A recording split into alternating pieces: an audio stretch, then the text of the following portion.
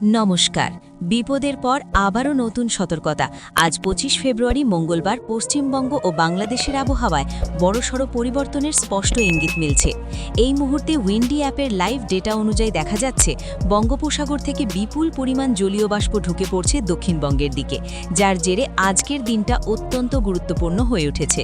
বিশেষ করে উপকূলবর্তী জেলা এবং দক্ষিণবঙ্গের একাধিক এলাকায় বজ্রবিদ্যুৎ সহ ঝড় বৃষ্টির প্রবল সম্ভাবনা তৈরি হয়েছে।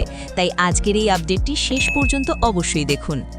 এই মুহূর্তে লাইভ ম্যাপে দেখা যাচ্ছে দক্ষিণ পূর্ব বঙ্গোপসাগরের উপর একটি শক্তিশালী আর্দ্রতা বলয় তৈরি হয়েছে, যেটা ধীরে ধীরে উত্তর পশ্চিম দিকে অগ্রসর হচ্ছে। এর সরাসরি প্রভাব পড়তে চলেছে পশ্চিমবঙ্গ ও বাংলাদেশের উপকূলবর্তী এলাকায়।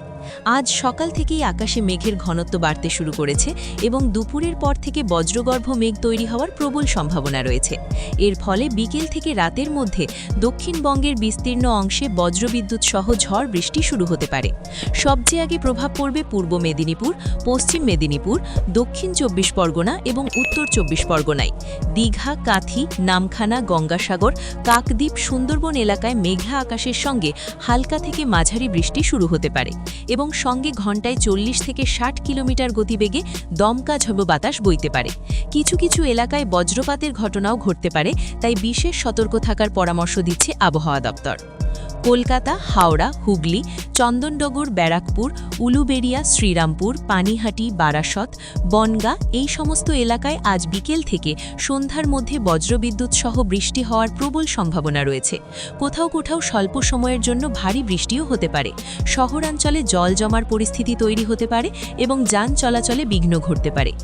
নদিয়া জেলার কৃষ্ণনগর, রানাঘাট, শান্তিপুর, চাকদা, বনগাঁ সংলগ্ন এলাকা এবং মুর্শিদাবাদের বহরমপুর, আজিমগঞ্জ, জঙ্গিপুর, বেলডাঙ্গা, লালগোলা এলাকায় বজ্রবিদ্যুৎ সহ মাঝারি বৃষ্টি হতে পারে। কিছু কিছু জায়গায় ঝোড়ো হাওয়ার সঙ্গে বজ্রপাতের সম্ভাবনাও রয়েছে। ফলে কৃষিকাজে যুক্ত মানুষদের এবং খোলা মাঠে থাকা সকলকে আজ বিশেষ সতর্ক থাকতে বলা হয়েছে।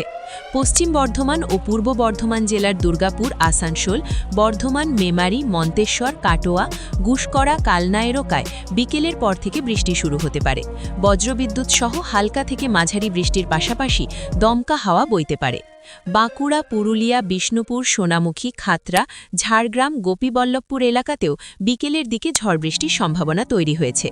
উত্তরবঙ্গের মালদা, উত্তর দিনাজপুর, দক্ষিণ দিনাজপুর এবং দার্জিলিং, কালিম্পং এলাকায় আংশিক মেঘলা আকাশের সঙ্গে 2-1 পশলা হালকা বৃষ্টি হতে পারে, তবে সেখানে বৃষ্টির তীব্রতা তুলনামূলকভাবে কম থাকবে। বাংলাদেশের খুলনা, বরিশাল, পটুয়াখালী, ভোলা, চট্টগ্রাম, কুমিল্লা, ঢাকা এলাকায়ও আজ বজ্রবিদ্যুৎ সহ ঝড় বৃষ্টির সম্ভাবনা রয়েছে। উপকূলবর্তী এলাকায় দমকা হাওয়া এবং মাঝারি থেকে ভারী বৃষ্টির আশঙ্কা রয়েছে। আজকের এই আবহাওয়ার পরিস্থিতিতে বিশেষ করে মৎস্যজীবীদের জন্য সতর্কতা জারি করা হয়েছে। সমুদ্র উত্তাল থাকার সম্ভাবনা থাকায় গভীর সমুদ্রে মাছ ধরতে যাওয়া একেবারেই নিষেধ।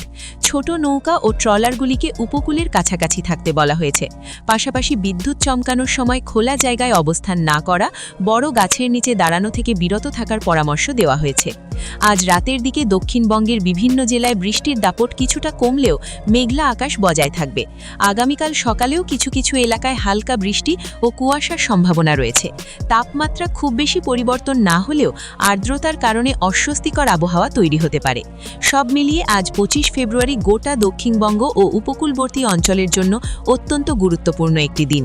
আবহাওয়ার যে কোনো বড় পরিবর্তনের আপডেট সবার আগে পেতে চোখ রাখুন 24 ঘন্টা আবহাওয়া চ্যানেলে। পরবর্তী গুরুত্বপূর্ণ আপডেট নিয়ে খুব শীঘ্রই আবার হাজির হব।